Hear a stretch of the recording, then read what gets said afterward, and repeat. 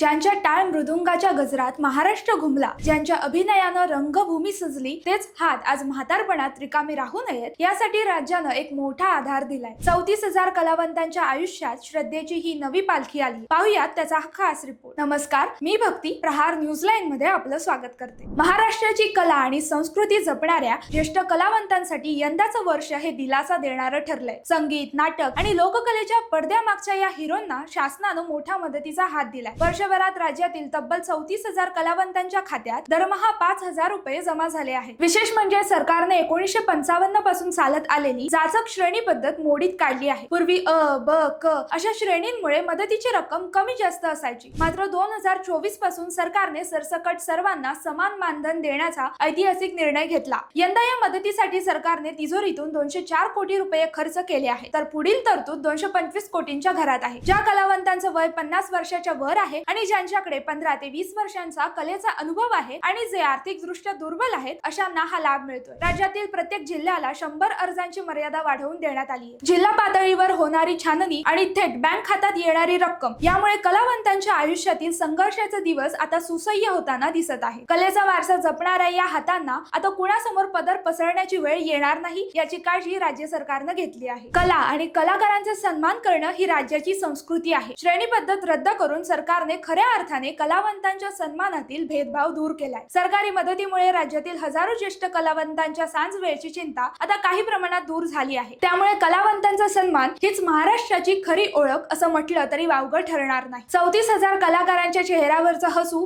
हेच या योजनेचं यश आहे। कलेचा हा वारसा असाच जपला जावा हीच सदिच्छा। माहिती आवडली असेल तर कमेंट्स मध्ये नक्की कळवा आणि असंच नवनवीन व्हिडिओ पाहण्यासाठी प्रहार न्यूज लाईनला लाईक, शेअर, फॉलो आणि सबस्क्राईब करायला विसरू नका। धन्यवाद।